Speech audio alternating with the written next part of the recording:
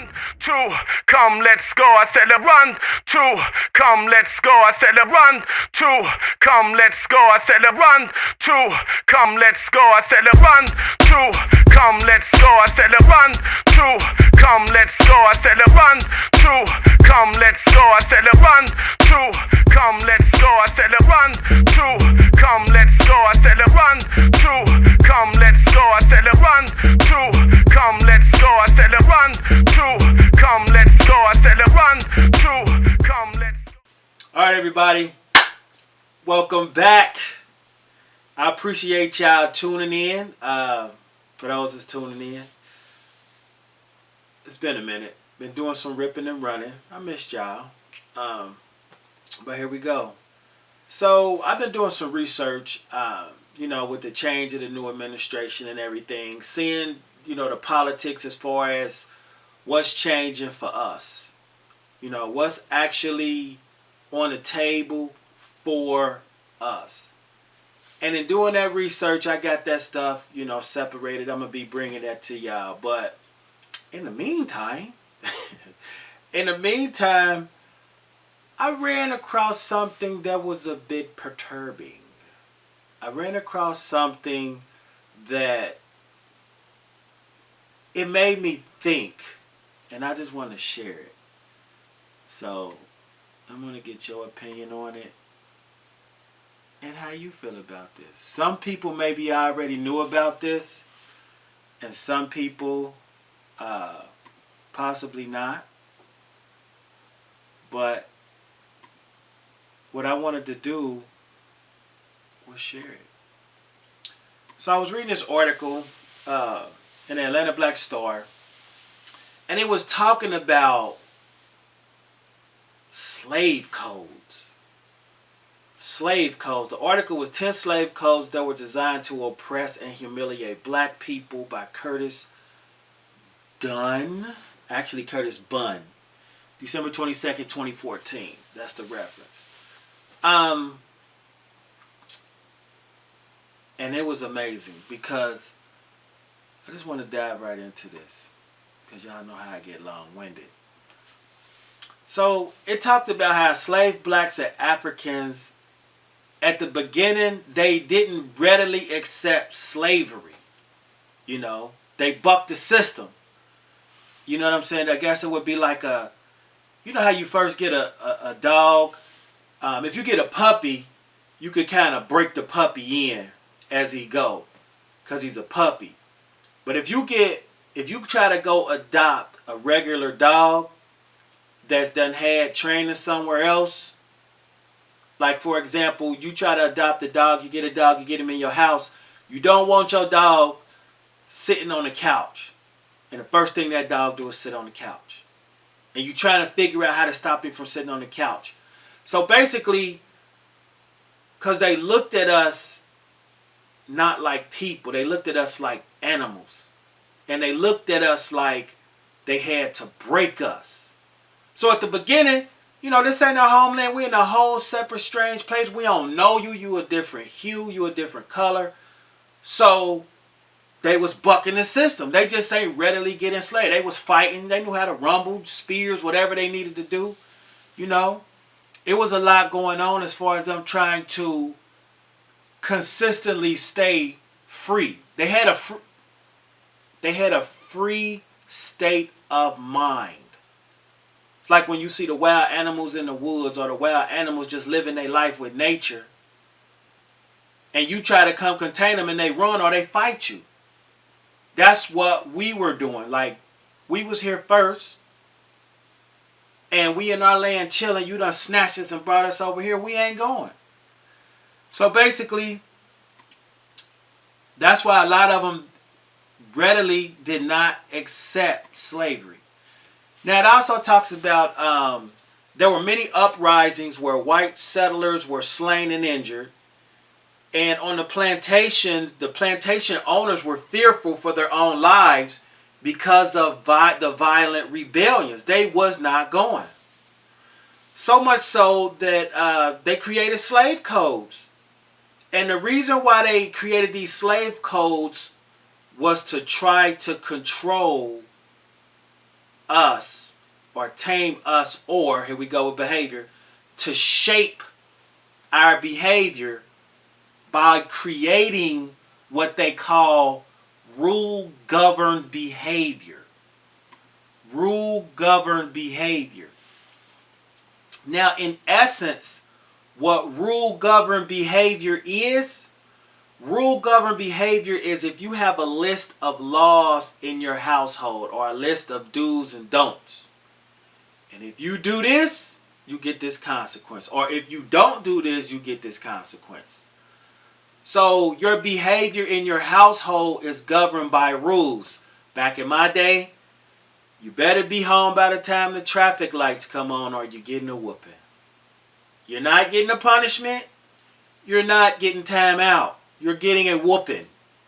So in our minds, the rule was that. Now, if we chose to follow that rule, we gonna buck the system. I ain't on that. What happened? The consequence.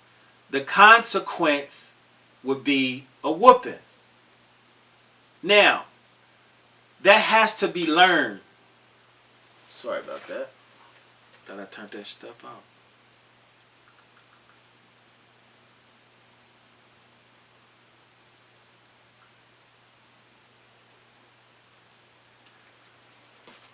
That has to be learned. That has to be learned. Or you have to be conditioned. Same thing. To follow that rule. How do you get conditioned to follow that rule? Punishment. Punishment. You're either going to get positive punishment, where I give you something like a whooping, pop, pop, pop, pop, or negative punishment where I take something away from you. Your freedom. Your freedom. Your freedom. So either way, you do it or you getting whooped or I'm taking your, like, what are you going to do? And if it get too extreme, I'm going to take your freedom and then I'm going to take your manhood. I'm going to humiliate you as a man. So either way, I'm going to punish you. Left or right, the door equals, that's called forced choice. One or two. Either one of them benefit the slave master. Now, if you look deep with what I'm talking about, the men and the women still had zeal. They still had heart. They still had courage. They still had the fight. They still had the fight against their oppressor at the time. They had a zeal to fight against the oppressor at the time. Why is that significant?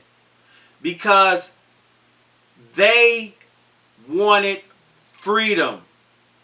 They wanted change, so they rebelled.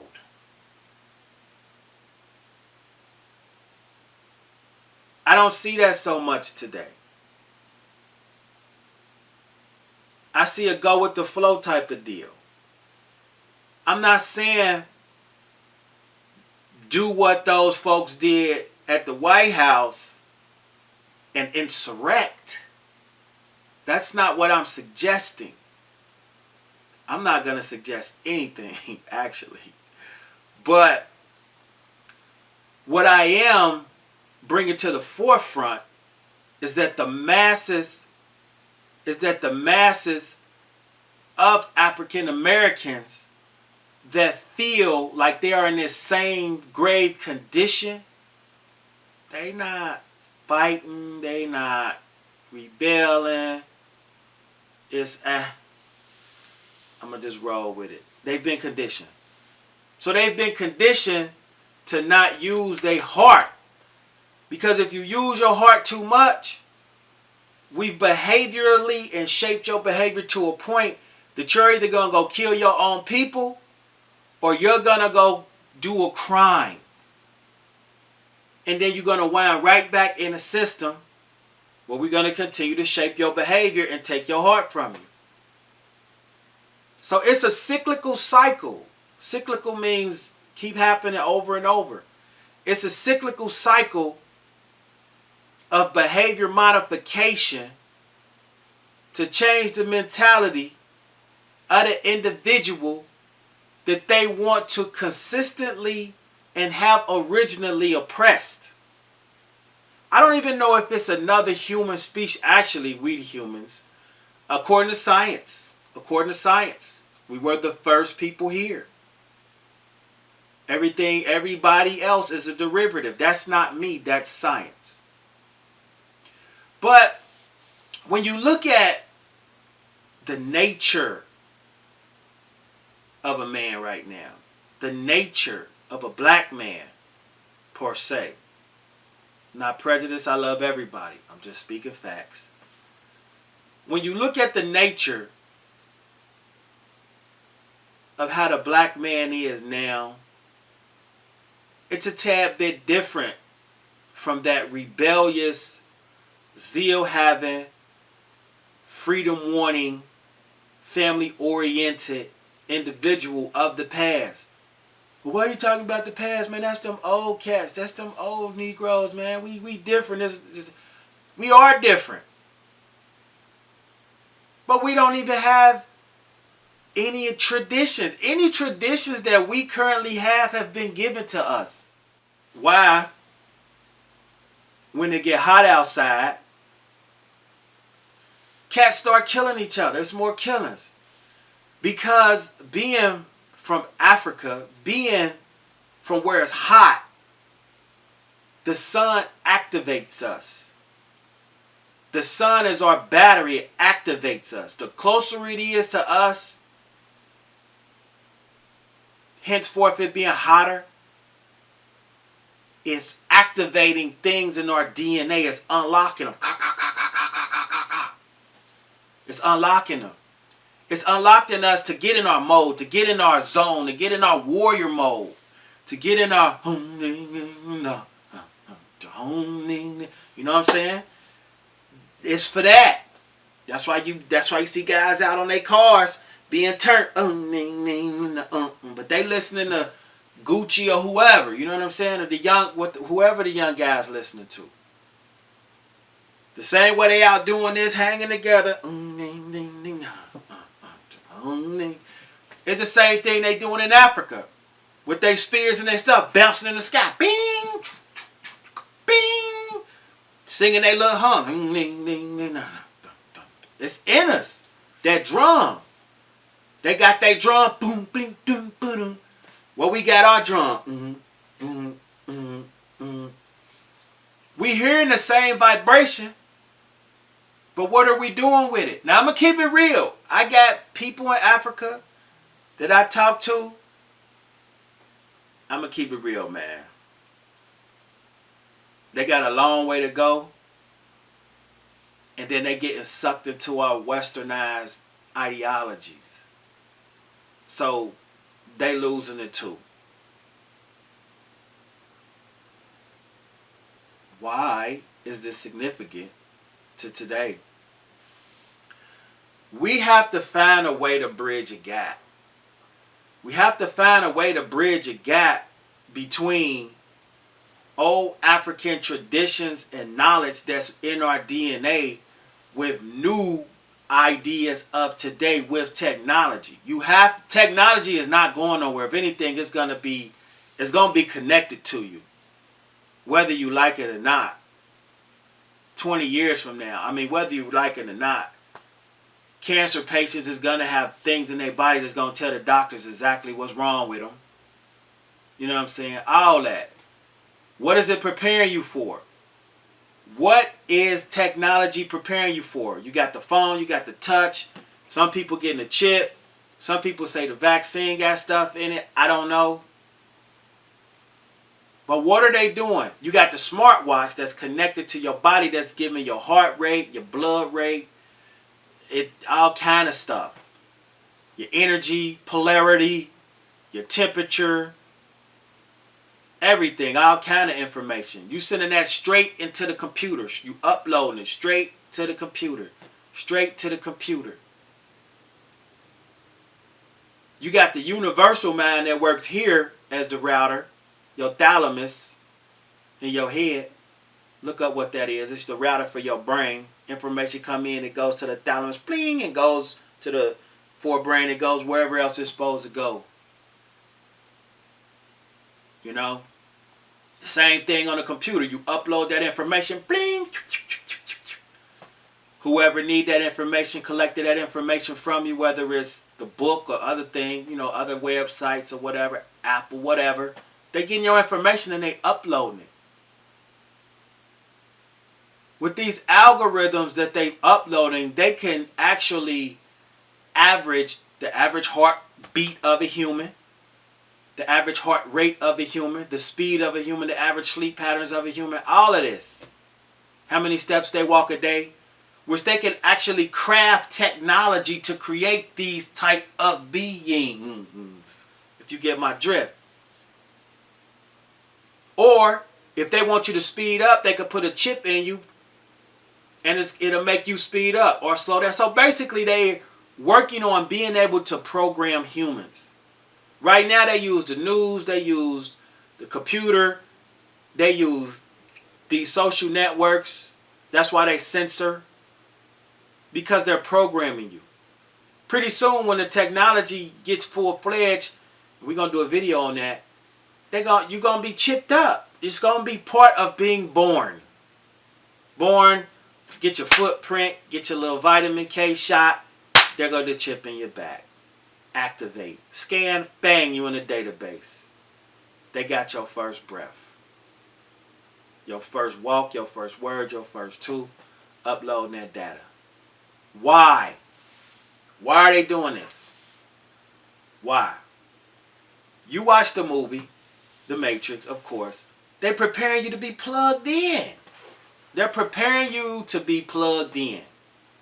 You already lightweight plugged in. You know why? Because of this. This is what you're doing. You plugged in walking. You plugged in on the couch. You plugged in while you're eating. You plugged in while you're pooping. You plugged in while you're in your bed. This is two-dimensional.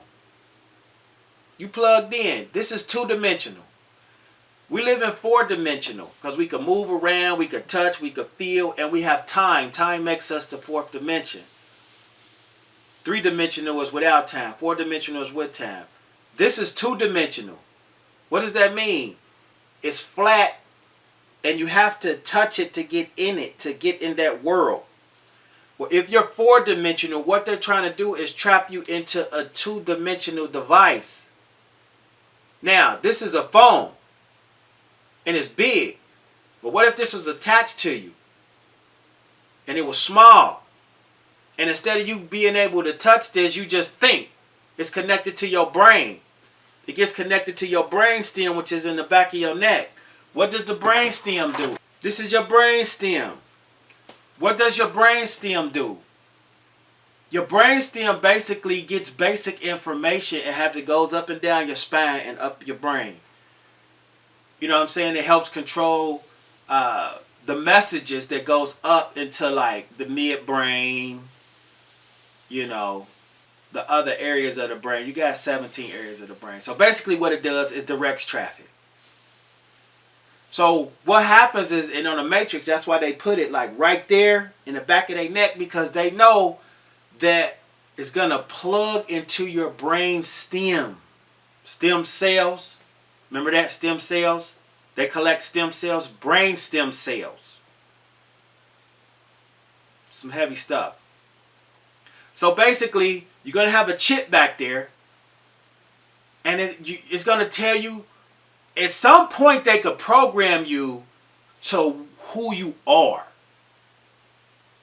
And what you're going to be. And what you're going to do. And they could program you to do those jobs. Because all they got to do is upload. You're a computer. You're electric. All they're going to have to do is upload you information. Like on the Matrix. Everything you need to do to learn how to do that job. Now, are they going to give you a choice when you get a certain age and your parents a choice, say he wants to be a star football player, he wants to do this? Or are they going to program you in a caste system, which means is you got the top, the middle, the low, and the bottom. And that's actually a book called Brave New World. And Brave New World talks about alphas, gammas, deltas, and epsilons. The alphas was the top people. The gammas was the right below them. The deltas was in the middle toward the bottom, and the epsilons was at the bottom. If I remember correctly. The deltas and the gamma could be flipped, but I mean, that was high school. I'm just going off the dome. But all I know is when we read that book, at that time, I was in the epsilon category. They had us at the bottom because I was in the hood, hungry, scrambling. And the epsilons, the people that I looked around at, that was janitors and maintenance men and stuff like that, them was jobs. They made money. To us, they had money because they was getting a check every 2 weeks. But in the real world, they looked at that as being an epsilon. The gammas, they would have a little bit better jobs. They managers. You know what I'm saying? Or the deltas, rather. The gammas was a little bit higher up, school teachers, things of that nature. You know, some managers. But then you had the alphas that was just on top. Matter of fact, let me look this up. I got it. So basically what it's saying is the alphas represents the intellectually superior group who run the factories. They are the highest social class and are further subdivided into plus, minus, or double plus. So it's plus, minuses, and then you got double plus people. We're going to get it heavy in this in another video. Then you got the betas. They have adequate intelligence, living similarly to alphas, but their positions require less thinking. Then you got the gammas. Gammas are semi-skilled workers, low-risk professionals, or experts at representative tasks. So I guess you would say those would be like I said, the school teachers, things of that nature. The betas, they would be like lawyers, doctors, things of that nature. The alphas would be the super high-paid doctors, the superstars, the super smart people, you know, the super smart, rich scientists. Then you got the deltas. Deltas are the mass-produced, literally... Deltas are mass-produced, literally genetically created twins who lack individuality and 10 menial jobs. Who do that sound like right now? I'm going to read that again. Deltas are the mass-produced, literally genetically created twins who lack individuality and tend to menial jobs. Who got the menial jobs right now? I'm just saying. Also, they lack individuality. They got a lot of us as deltas because all you see is people with the same type of clothes, the same type of shoes, the same type of cars, the same type of jewelry, saying the same type of stuff, in the same type of house, in the same type of shoes, in the same type of jewelry. Eating the same type of stuff. Taking the same type of pictures. Girls with the duck lips. Dudes with the money. I mean, girls showing that thing zang yang pop. Guys showing some heat. I mean, it's the same. So basically, if you look, they got us in a delta vibration right now. Then you have the epsilons. The epsilons are also mass-produced. They can't read or they can't. The deltas are mass-produced. They can't read or write. Work undesirable jobs like sewage labor and foundry workers, and are referred to as semi-morons. Epsilons. And alpha's color is gray. Beta's color is like a dark lavender. Gamma's color is green. Delta's color is light brown, lighter than a paper bag. And epsilon's color is black. I'm just saying. Now that being said, Oh my goodness. You can't make this up, y'all. You can't. You can't. You can't make it up. That takes us back to our article. 10 slave codes that were designed to oppress and humiliate black people. Now, it talked about, getting back on track, it talked about how these codes were created. It said, since the slave codes were inspired by the fear of blacks, it's not surprising that most cruel and inhumane punishments were reserved for those who most rejected slavery. So anybody that rejected slavery at that time, they got severely punished. So they were positively punishing your behavior, which means they was whooping your ass. Attempting to raise an insurrection meant certain torture and death. So if you did what they did at the White House, it was death. It was instant death. And these was the Caucasian individuals in power at the time. These were their codes they created for who? Us. Because insurrection from slavery meant death.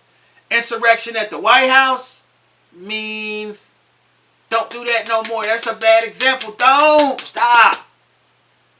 That's what that is. Now, it also said free blacks who harbored escapees will be beaten by the slave owner and fined. So if you was free, see, by you being a free black, you had a little clout. You had a little on you. You know what I'm saying? So they couldn't technically enslave you or kill you because you were in a whole separate law class. You weren't property. You were actually considered a person. And we're going to whoop you. And we're going to fine you. So we're going to give you positive punishment, meaning we're going to crack you. Then we're going to take some money from you, which is negative punishment.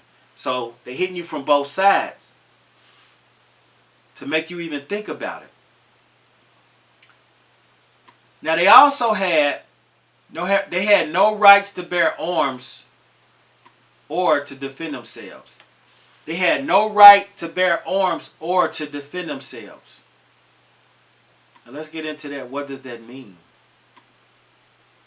What did that mean? Basically what it meant is blacks were prohibited. So basically blacks couldn't have weapons. Or they could not lift a hand against a white person, even in self-defense. They could not defend themselves even in self-defense. If they got caught carrying a gun, they got 39 slashes. If you were enslaved, if you were quote-unquote enslaved person, you got 39 lashes with a whip, and you have to get your weapon up.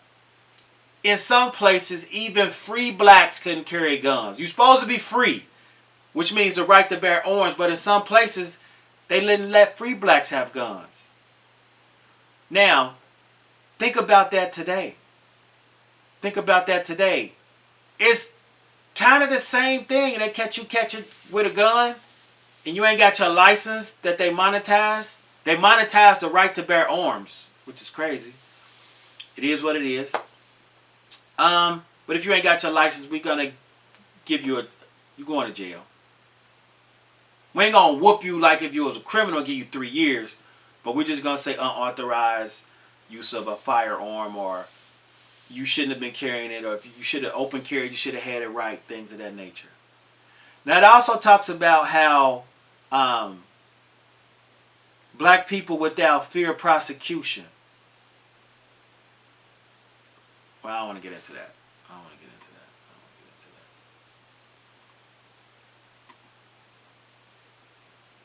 Again, we're talking about slave codes that were designed to oppress and to humiliate black people.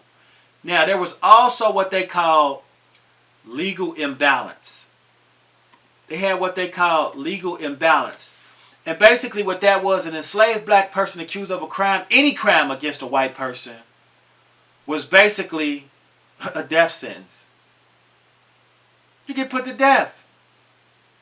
You will literally get put to death if you attacked or committed any type of crime toward white people. There was only one side presented by the court in the law from people who was enslaved, and the white person was always right. This is not me talking. This is the codes that they actually had. A black enslaved man accused of raping a white woman will almost always be put to death or castrated. While for white men, it was open season on the black woman's body. That's not me talking, y'all. That's not. That's the codes they had in place at the time. This is what was going on. This is literally, this is real. This is real life. This is not a book. This is not for play. This is what our ancestors went through to get us here. And now we here, we not even pushing and trying to further what we supposed to be doing. They went through this for us and we like, I'm chilling, bro. Yeah, you about to go lay down and do 3 to 15. And our people went through this just trying to live, man. Like, if we keep this at the forefront of our forebrain, in our mind, and in our subconscious mind constantly, we wouldn't be chilling. We'd be out here trying to help these kids. We'd be out here trying to at least build each other up and share information. It's not just enough to be unified. Being unified is great. And I'm not just talking about unified within us. I'm talking about being able to trade our goods and services that we produce with other countries or other ethnicities. I'm talking about building us back up from the epsilon state that they've put us in back to the alphas, because we were the alphas. If you look at history, Mansa Musa, the richest person that ever lived, Mansa Musa, the richest man that ever lived, was a black man. He had so much gold, he would give it away. He would give gold to countries. He could fund a country by giving them gold. He would have been worth trillions, like $4 trillion by today's money standards. He would be the bank. But he wouldn't be paper mache or imaginary money. He would be the bank backed by gold because he had the gold. He who has the gold to make the rules, and he had the gold. So let's get back into this article.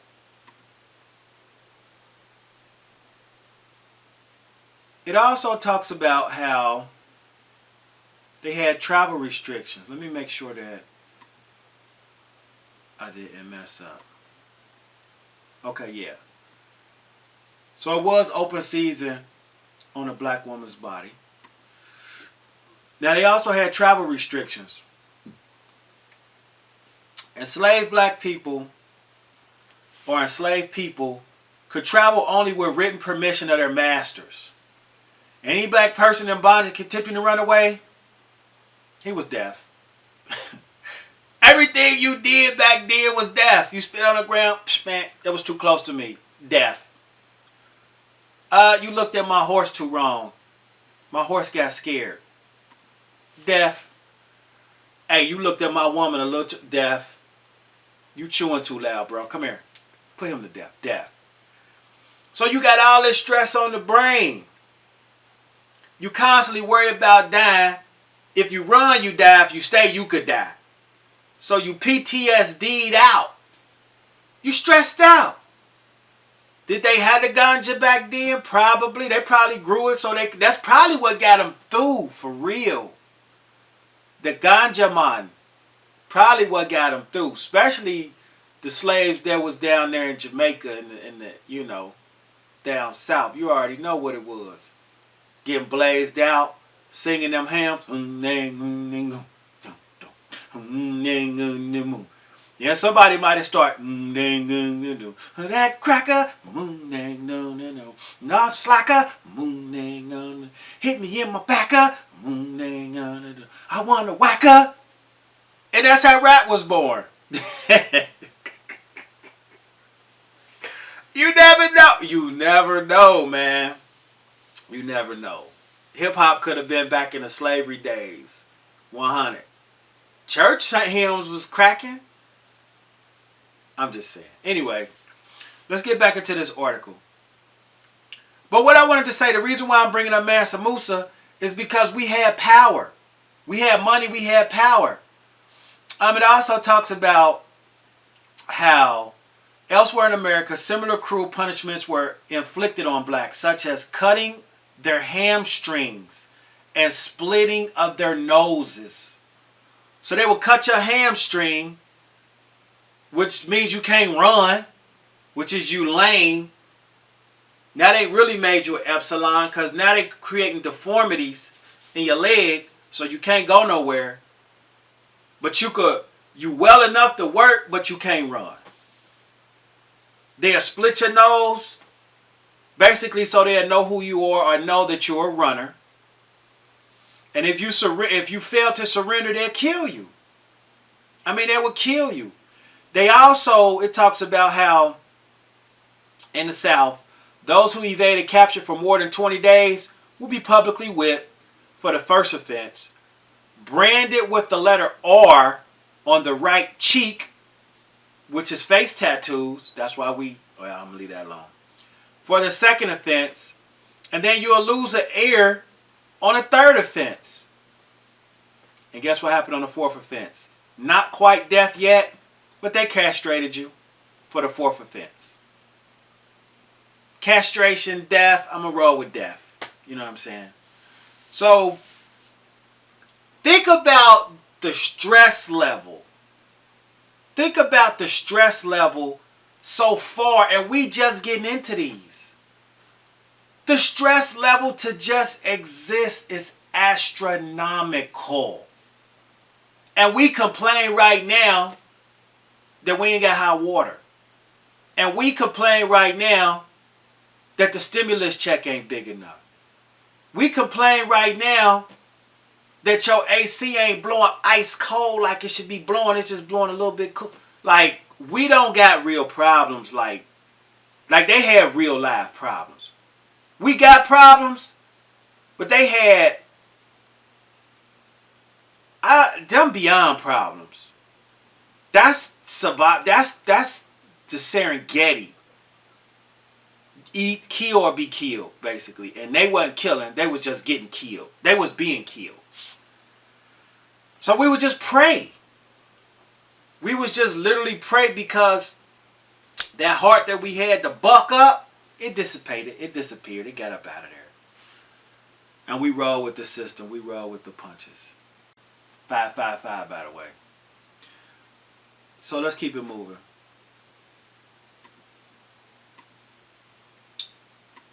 It also talks about how slave codes target dark skin, color, and gender.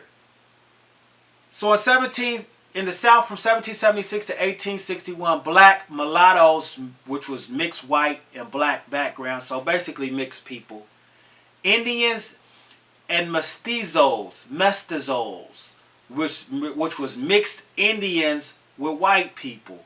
Wait a minute.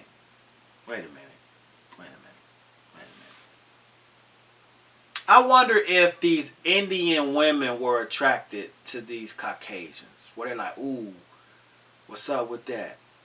You sexy. I want to marry you. And have a family and kids. I wonder if that happened. Or did they do the same thing they did to the Africans? Because if you look at the history, the first people on earth was Africans. We already know that. That's a no-brainer. So if they're the first people on earth, that means they wanted to migrate. If they went to other places, that means they're still technically Africans because they just moved to other places. So the Indians that was here was technically Africans. Who gave them the name Indians? We'll talk about that in another video. And if they treated, we already know what happened to the Indians. So it's probably the same fate that was happening to black people. Let black people try to do what they did. It'll be a problem. It's not me talking, it's history. So don't dislike me with negative energy. I'm just dislike the people that actually was living the history and created the history. And if that happens to be your people, that's who you need to address because that's who did it. I'm just bringing you the information. So do not project negative energy on me. I'm just bringing the energy to the forefront. The negative feeling you feel, deal with it. Do something about it to your people. Talk to them about it. Have them apologize. Have them give reparations. Have them do something. Use that energy for something. Something positive.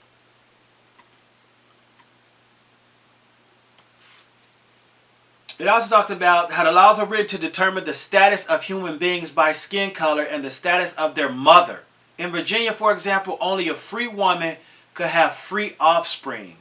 But if a free white woman tied the knot with the enslaved black man, she had to become the property of her husband's master. So guess what? White women, you didn't have no power either.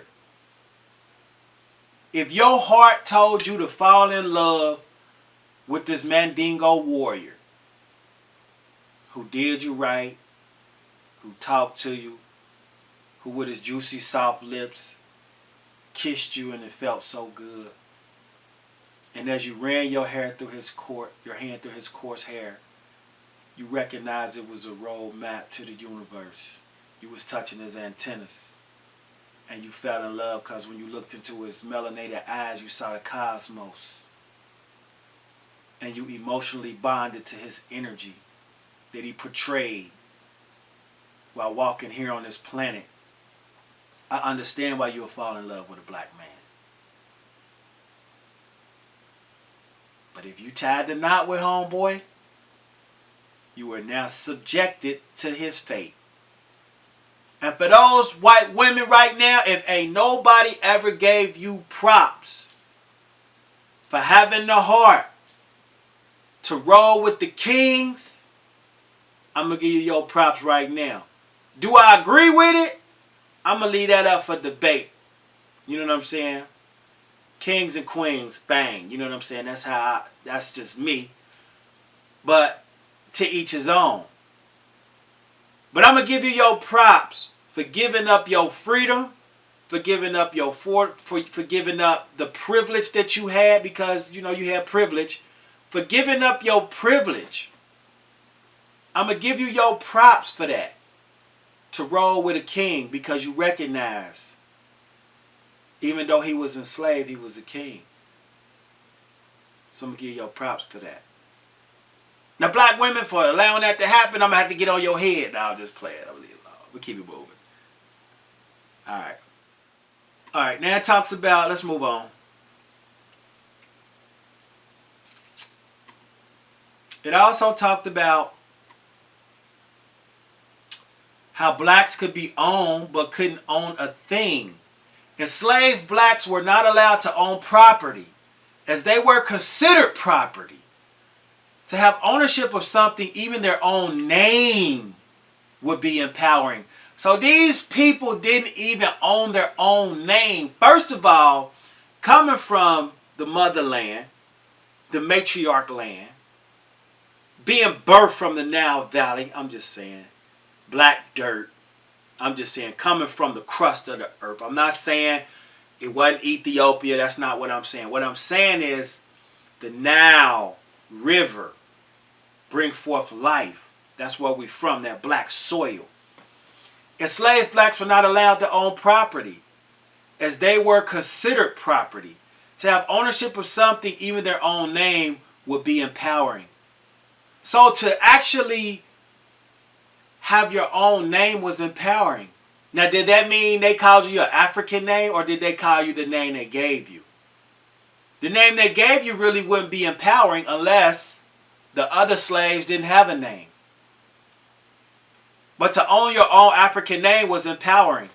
And the plantation owners were adamant about suppressing any feelings of self-esteem. Here we go again. So they literally, they just They were negative mother. You know what I'm saying? They were negative mother, and they forced it on you. It was real. Any feelings of self-esteem, they wanted it out of you. It's like breeding pits. Do you know that for those that dog fight, I did research on this, that for those that dog fight, there's certain breeds of dogs that are best for fighting. Like if you take a pit, all pits ain't mean. It's how where they grew up and how they was bred. Some have been bred to be mean and there ain't nothing you could do about it. But one thing's for certain, two things for sure. If they in a dog fight and at any moment that pit turn on the master, it's instant death for the pit bull. Or whatever dog it is, it's instant death. Why? Because what they're doing in those dog fights, again, is classical conditioning. Here we go again. Behavior modification. They're showing all the other dogs that's looking. If you turn on your master, it's instantaneous death. So they're conditioned not to do that. Unless they want to die. Unless they just tired of fighting and said, I'm ready to go. And the reason why they do that is so when those dogs have offspring, it will be bred into those dogs not to turn on their masters. You know what I'm saying? That's a written rule or a written law in the dog breeding community that fight dogs. I don't agree with the fighting. No, I don't agree with it. But when they make it legal, I bet a lot of people will. Just like marijuana, people didn't agree with it. But once it's legal, hey, it's medication. I'm just saying. It's just a plant that just happened to grow and has medicinal purposes. And smells, has different aromas. But anyway, enslaved blacks are not allowed to own property. Anything as far as self-esteem, basically said, we can't have that. We can't have that. There was no congregating of black people. What does congregating mean? Y'all couldn't group together unless you was working. 6 feet apart. You can't congregate together. You better be 6 feet apart. That's not new. The slave code prohibited the enslaved from assimilating with a white person. From assimilating without a white person present for fear they might organize or express support for each other. Wait a minute. They might support each other? So it's basically saying that evidence shows based on trials and tribulations or trials and errors that if a white individual was subjected in a group of black individuals that were expressing ideologies of self-esteem, escaping, we can't have that because they might get organized. They might come together and actually express support for each other, embrace each other, not looking at the color flag they wearing, not looking at what slave master they belong to, not looking at what plantation they come from. You know what I'm saying? Basically, they got to have a white person in there because they might become powerful enough to overrule. That's not me talking. That's the code. But think about that. That's why you can't hang on the block when it's a bunch of y'all. That's why anytime it's us congregate together, a cop gotta come. Because here it is right here. It's right here for you to understand it. It's right here. We've been classically conditioned to have these fears. It's already in us. You could be a law-abiding citizen and not commit any crimes. Oh, police behind me. Oh, if you black If you white, oh, that's probably Johnny. You know, he's probably doing his rounds today. It's about 4 o'clock. You know, he just clocked in. Shift change. Yeah. I'll call his dad tonight. I wonder if they're having spaghetti for dinner. It's a difference. It's the conditioning is different.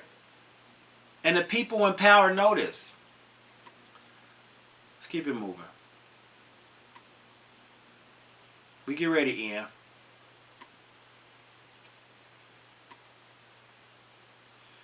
Blacks were prohibited from reading and writing.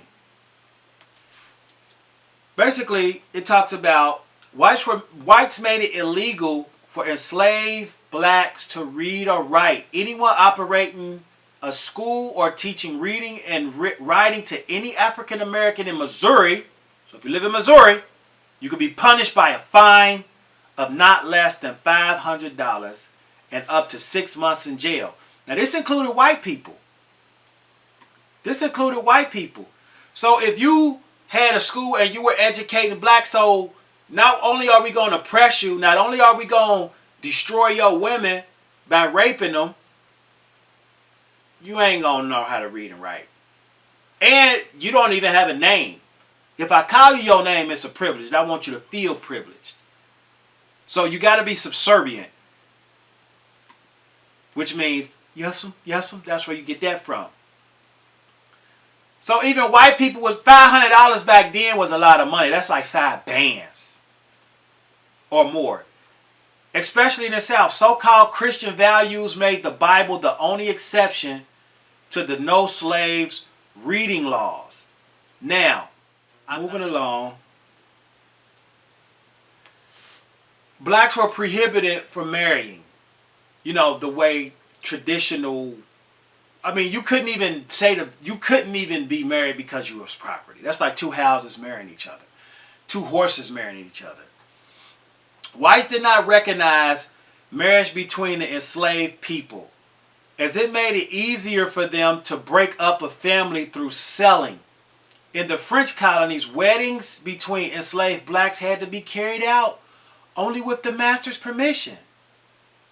And guess what else, y'all? It had to be a Catholic wedding.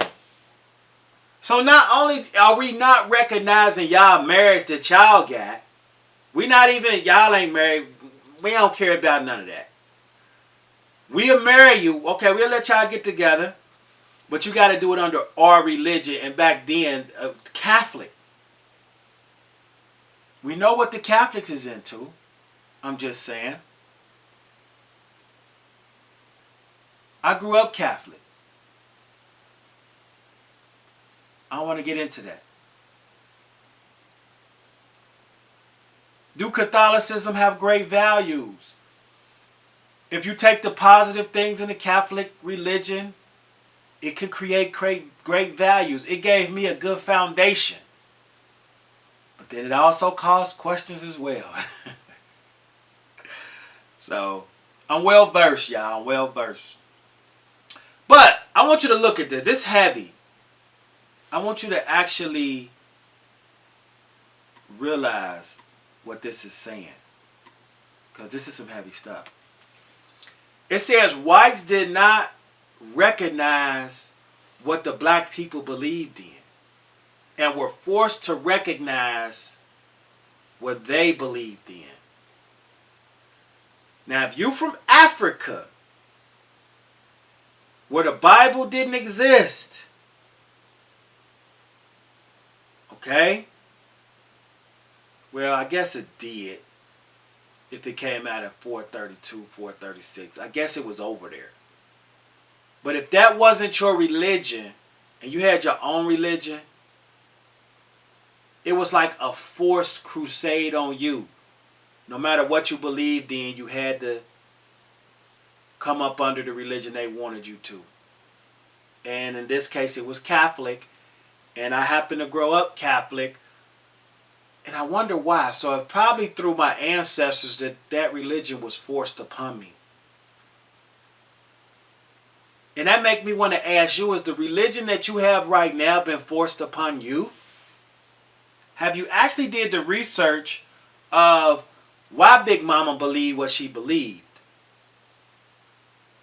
Did Big Mama believe what she believed because her great grandma told her what she should believe so she wouldn't get killed? Or so she could get married? See, if the only way for you to have a husband was to convert to Catholicism, and you wanted a husband and a family, and to be recognized as being married, that's very desirable. So it was a forced, that's called forced choice in the behavior world. It's a forced choice. You either be a heathen and not be recognized as being married, in our eyes as master, which at that time you could consider gods, demigods, because they controlled everything. Or you could convert on over here. It's your choice though. Convert on over here and be a Catholic, and we'll recognize your family. Which choice do you want? It's your choice. But it's kind of you being forced.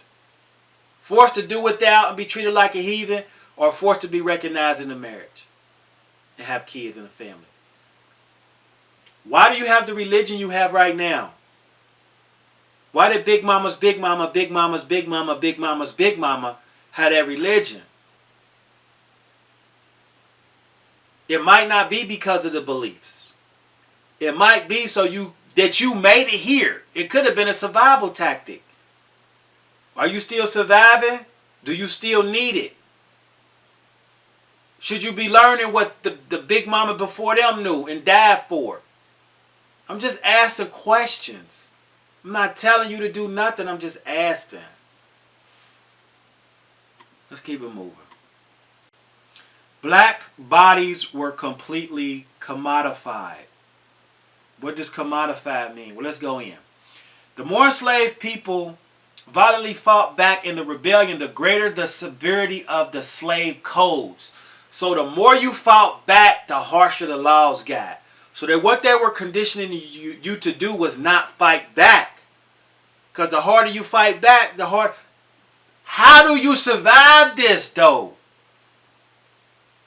The only way you can survive this is say, I'm going out on my mother shield and with my mother sword. It's the only way. It's the only mother way. Otherwise, you hating your life. Limiting even more the movements or rights of the oppressed. For example, the enslaved were offered as prizes and raffles. Not for best dress, bro. It ain't the suit. It ain't the suit. It ain't the shoes. It's you. We need you. We're going to raffle you off so you can go pick this cotton. It ain't funny, but that's what it is. They were put as wagers in gambling. Hey, bro. Big Jack House right here. Big Jack House on my next hand for 2 weeks. Help you build that roof over there. Okay? But if not, I need my few $100. Well, how much? Oh, $50. It's a $50 bet? Okay. $50 pot for Big House for 2 weeks. Big Black House.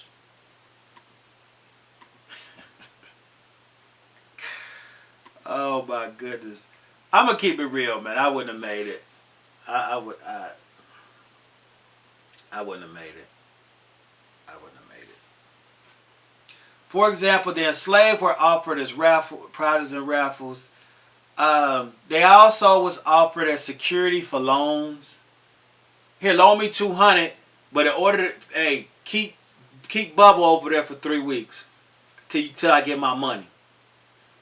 And even dispensed as gifts from one person to another. So for Christmas, ta-da! Jim Bob, right here. Or, here's Mary.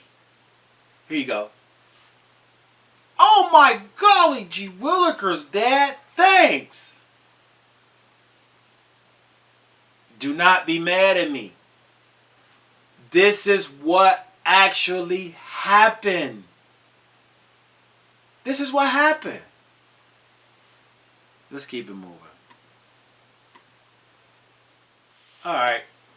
We get ready to end. So, basically, where did this take us? Where did this take us? First of all, anything back in those days to degrade or keep a black either person or piece of property. How you a piece of property with feelings though? How you a piece of property with low morale? Like that don't even make sense. To sum it all up, what did we learn?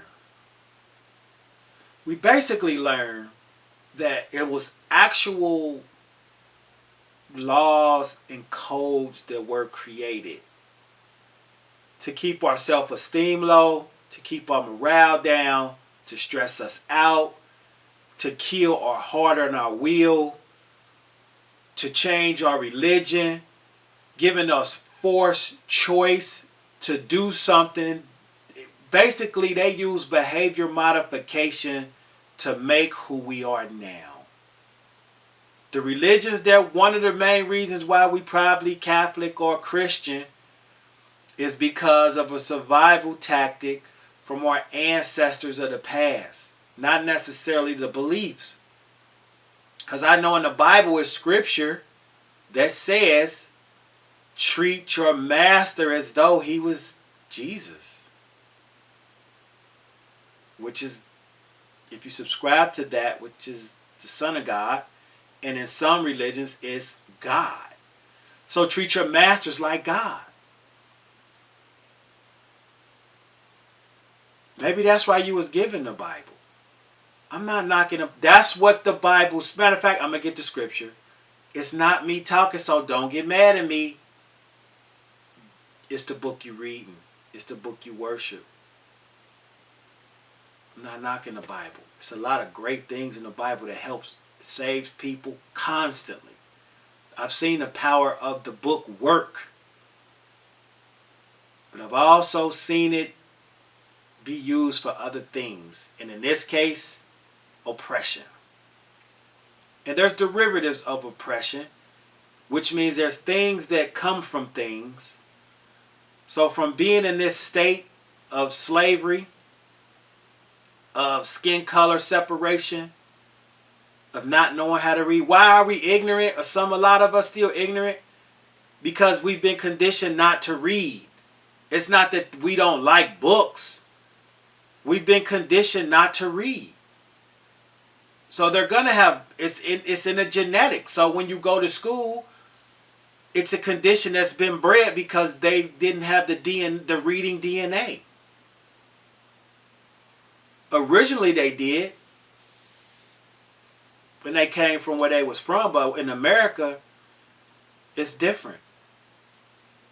So it's going to be interesting to see where we go as a people. Everybody's waiting on the leader. The leader is already in here. If we all come together with who we are and what we have, we could be strong. I'm not saying trying to hurt no other race or nothing like that. I'm just saying strong within us. When Big Mama died, our black households broke down even more. When the last time you seen your cousin that used to come over there every Sunday? You ain't seen him in years. You ain't heard from him in years. That was y'all only connection. Y'all kids don't even know each other. I'm just saying. Well, that being said, I know for a fact I wouldn't have made it back then. So I don't know about you. I just wanted to bring this information to you.